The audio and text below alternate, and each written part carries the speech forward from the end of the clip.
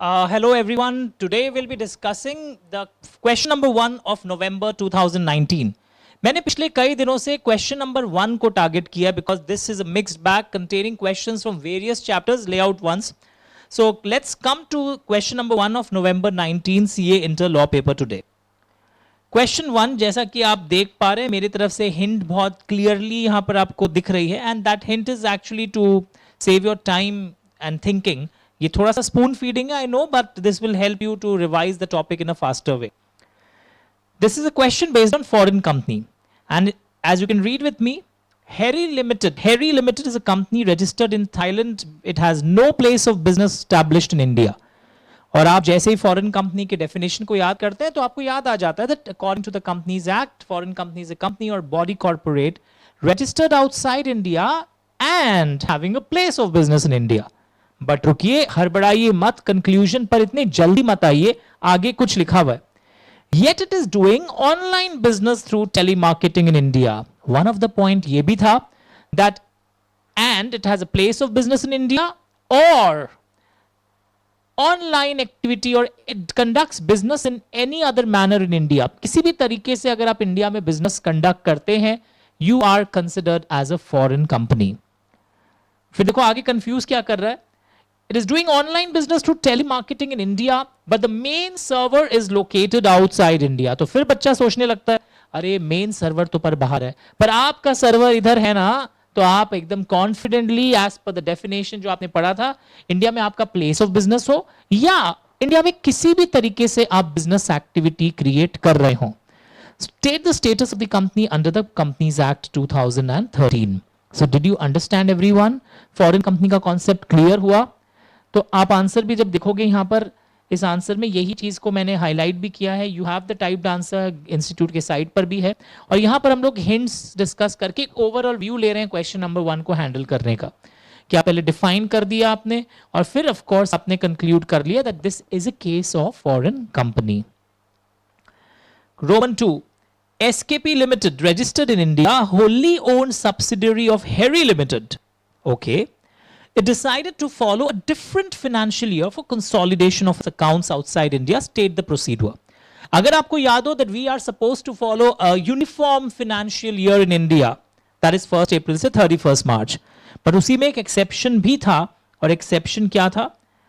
That if a company or a body corporate, जरूरी नहीं कि wholly owned हो, if a company or a body corporate is a holding company or a subsidiary company or an associate company of a company incorporated outside India and they are required to follow a different financial year for consolidation purposes. Language वापस ध्यान से देखो. If a company or a body corporate is a holding company or a subsidiary company or associate company of a company incorporated outside India and is required to follow a different financial year for consolidation purposes. तो बहुत पहले बोलते थे कि NCLT को apply करो अगर आप ऐसा डिफरेंट फॉलो करना चाहते हैं, बट अमेंडमेंट्स आए हुए बहुत साल हो गए. अब हमें apply central government regional director को करना पड़ता है इन ई फॉर्म RD1. और जब हम ये एप्लीकेशन करते हैं रीजनल डायरेक्टर को इन ई फॉर्म RD1, उसमें हम रीजंस बताते हैं, हम copy of the board minutes देते हैं जिस बोर्ड मीटिंग में ऐसा डिसीजन लिया गया था to follow the different financial year for the consolidation purposes. Even that is being shown here. तो ये जो आप यहां पर देख रहे हैं आंसर को थोड़ा सा और अमेंड कर लेंगे. इसके लिए मैंने आपको मेरे बुक का भी ये अंश दिखाया था क्लास में, आज फिर दिखा रहा हूं. फुल पेज एक बार करिए, बच्चे पढ़ लेंगे. RD1 में अब ई फॉर्म RD1 में रीजनल डायरेक्टर को अप्लाई करते हैं और बाद में जब रीजनल डायरेक्टर की तरफ से भी अप्रूवल आ जाता है, लास्ट लाइन में आप देख रहे हैं INC 28 में आप ये ROC के पास फाइल कर देते हैं within 30 days of receiving the order. Is it fine everyone? एक बार पढ़ लीजिए. I will wait for 2 minutes. Sure? Okay, very good. अच्छा एक सेकंड और रख देता हूं. Just a minute. ये अकाउंट्स चैप्टर के अंदर हम लोग डिस्कस किए थे और डेफिनेशन में फाइनेंशियल ईयर का डेफिनेशन के समय भी डिस्कस किए थे. चलिए द नेक्स्ट क्वेश्चन. तो these questions were of 2 marks each. Next question है कि एक कंपनी है नवीन, OPC, नवीन ने एक OPC इनकॉर्पोरेट किया था. ओके अपनी बहन नवीता को उसने नॉमिनी बनाया था। नवीता अब इंडिया परमानेंटली छोड़कर जा रही अपनी शादी के कारण। ड्यू टू दिस फैक्ट वो अपना नॉमिनेशन कंसेंट विड्रॉ कर सकती है। हम लोग पढ़े थे nomination consent can be withdrawn. तो क्वेश्चन ये है, if Navita is leaving India permanently, is it mandatory for her to withdraw her nomination in the said company? And if she maintains the residential status after marriage, can she continue her nomination? सबसे पहले आपको ये बता दूं, इसकी जो छपे हुए आंसर है वो गलत है। इंस्टीट्यूट ने गलत कर दिया? Not at all. ये पहले से छपा हुआ आंसर था, उस समय यही प्रोविजन था जो आप आंसर्स में देखेंगे, जो मैं आपको यहां पे दिखाता हूं। देखो ये ओल्ड प्रोविजन में क्या बोलता था। In the old provision, where is that? Yes, कि हाँ उसे नॉमिनेशन विड्रॉ करना पड़ेगा because resident in India was one of the criteria. अगर आप नॉमिनी बनना चाहते हैं, क्राइटेरिया क्या था? Natural person, Indian citizen, age of majority and resident of India था, बट अब नहीं है। Now even if you are not a resident you can continue to be a nominee. तो ये आंसर अमेंडेड होगा। Even if not a resident you can be nominee. पर सिर्फ ये लिखने से नहीं चलेगा, आपको लिखना होगा according to the amendment in the rules to the companies act.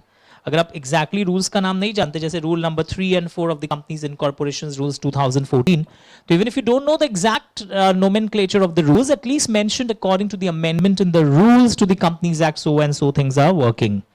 Is it okay? उसी तरह यहां पर एक नेक्स्ट क्वेश्चन आप देखोगे, examine whether the following persons are eligible for being appointed as auditor. Mr. Prakash is a practicing chartered accountant and Mr. Akash is a relative of Mr. Prakash. Okay, question समझ में आ गया होगा। Who is holding securities of ABC Limited having face value of 70,000, market value 1,10,000. मुझे market value से मतलब नहीं हो रहा है, ये confuse करने के लिए दिया गया है। Directors of ABC Limited wants to appoint Mr. Prakash as an auditor of the company. So to be very precise, according to section 141, if a person, his relative or a partner holds any security in own companies, holding company, subsidiary company, associate company, any other subsidiary of the same company, अगर आप of the holding company, अगर आप ये hold करते हैं, you cannot become an auditor. However, relative can hold securities in the company up to the face value of 1 lakh rupees. So it's 70,000, तो कोई issue नहीं होगा। और एक Mr. Ramesh is a practicing CA indebted to this for 6 lakhs. तो अगर आप indebted हैं अपनी कंपनी में, आपने होल्डिंग, सब्सिडियरी, एसोसिएट, वो लंबा लिस्ट फिर से लिखोगे, फॉर मोर देन 5 lakhs, तो आप नहीं बन सकते, तो यहां प्रॉब्लम आएगी। Question roman 3, Mrs K V J spouse of Mr Kumar is the store keeper of this company, जहां आपको अपॉइंट करने की बात चल रही है। अगर आपका रिलेटिव, जिस कंपनी में आपको अपॉइंट करने का बात चल रहा है, अगर आपका रिलेटिव वहां का डायरेक्टर या केएमपी है ना, तो आप ऑडिटर नहीं बन सकते। स्टोर कीपर होने से कोई प्रॉब्लम नहीं है। ये मैं नहीं बोल रहा हूं, ये तीनों पॉइंट सेक्शन 141 में सब सेक्शन 3 के अंदर जब हम लोग डिस्क्वालिफिकेशन पढ़ते थे वहां ये सीखते थे। और सब में आप देखोगे as per full page once, पहले मैंने इंस्टीट्यूट ने भी 141(3) को रेफर करते हुए ओन होल्डिंग सब्सिडरी, पहले वो बेसिक लॉ पूरा एज इट इज छापा है, रिलेटिव को कितने की रिलैक्सेशन है। फिर इन द प्रेजेंट केस यहाँ पे भी एन ऑडिटर इज डिस्क्वालिफाइड अगर वो, उसका रिलेटिव, उसका पार्टनर इंडेटेड हो, फिर वो own company, holding subsidiary, associate, में शॉर्ट में ओशाज लिखा है। They have first explain the law, then in the present case and the conclusion. Relative अगर एम्प्लॉई, अगर जहां अपॉइंट हो रहा है, अगर वो एम्प्लॉयमेंट उसके रिलेटिव का वो डायरेक्टर और केएमपी होता है, तब वो ऑडिटर नहीं बन सकता। बेचारे का एम्प्लॉय तो सिर्फ मात्र एक स्टोर कीपर था, तो उससे कोई फर्क नहीं पड़ता। Is it okay? तो ये तीनों क्वेश्चंस क्लियर हो गए। These were very simple ones. ये स्टोर कीपर वाले में कई लोग कंफ्यूज हो जाते हैं, so this is, I have clarified this part also.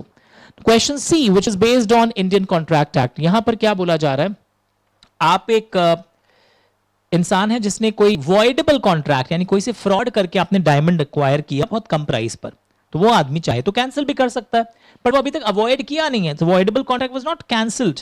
और उसके पहले ही वो जो आदमी फ्रॉड करके एक्वायर किया था वो प्लेज कर दिया एक और एक इंसान के पास। ये क्वेश्चन बहुत इंटरेस्टिंग था, ये डायरेक्ट हमने पढ़ा था कि इस टाइप की जब प्लेज कोई आदमी पोजेशन एक्वायर करता है कोई सामान का under voidable contract and the contract has not been cancelled and if he transfers it to any other third party who acquires it in good faith and for consideration, तो ऐसे situation में याद रखिएगा, अगर वो गुड फेथ और consideration में acquire कर लेता है तो फिर प्लेज वैलिड हो जाता है। Look at the screen, full screen. तो एक रीडिंग टाइम दे रहा हूं और ये सब आंसर्स में आना चाहिए। थर्ड पार्टी ने गुड फेथ में लिया है विदाउट नोटिस एंड तब तक कॉन्ट्रैक्ट कैंसिल ना हुआ हो. This is a very important requirement. Hence the pledge of diamond by Srishti with Mr. VK is valid. Question का एक छोटा सा पार्ट और था यहाँ पर इंडियन कॉन्ट्रैक्ट के इसी पार्ट में. एक पार्ट आप और देखेंगे आंसर में, फुल पेज रहने दीजिए. पौनी के क्या अधिकार होते हैं जो गुड्स उससे प्लेज किए जाते हैं? पौनी के क्या क्या अधिकार होते हैं? ही कैन रिटेन, जैसे क्वेश्चन का लैंग्वेज क्या है पहले वो देखो. क्वेश्चन की लैंग्वेज में लिखा हुआ है whether a pawnee has a right to retain the goods pledged. यानी direct question right of retaining को लेके पूछ लिया. तो yes, they can retain the goods pledged for the principal amount. Usually pledge loan के अगेंस्ट में आप किसी को सिक्योरिटी के रूप में देते हैं. So for the payment of the debt और performance of the promise, but also for interest. Not only लिखा, not only for payment of debt but also for interest and the necessary expenses incurred by him in respect of the goods. Principal, interest and the necessary expenses, because the question was talking right of retention. तो इसीलिए मैं आपको बोलता था rights of pledger pledgee अच्छे से पढ़िए. You get a direct question number of times. And the last part अगर आप इसी question का देखें, यहां पर NI का question आया था. Have a look, start reading. A draws bill amounting to 5,000 of 3 months maturity period on B, but signs it in the fictitious name of C. Okay. A draw किया है bill. Bill is payable to the order of C and is accepted by B. Okay. D obtains the bill from A and becomes the holder in due course. तो ये holder in due course word दिखते ही यहाँ पर एक घंटी बजने लगती है और आपको याद आने लगता है privileges of holder in due course. On maturity, D presents the bill to B for payment. Is B bound to make the payment of the bill? I would say that the holder in due course has a lot of privileges, and one of the privilege that he can recover from any of the prior party, even if the bill is drawn in a fictitious name. So he can recover. हाँ, fictitious name में एक problem होता है जो यहाँ पर आप छपे हुए आंसर में भी देखोगे, that अगर signature of the drawer and the endorser same handwriting में होता है, अगर जो सिग्नेचर ऑफ द ड्रॉवर है, अगर ड्रॉवर सी होता और सी ही इंडोर्स कर रहा होता तब वो रिकवर नहीं कर पाता. तो लिखा है B can not avoid the payment by raising the plea that the drawer is fictitious. The only condition is that the signature of C as drawer and endorser must be in the same handwriting. तब वो avoid कर सकता था. So this is a typical question of NI Act, one of the famous questions जो HIDC के privileges पर हम लोग study करते हैं. So this year's paper was a blend of contract NI. So ये तो हमेशा ही रहते हैं. No, in some papers I have seen कि General Clauses Act and Company Law को भी blend करके दिया है. I'll show it to you in the coming series. Thank you so much.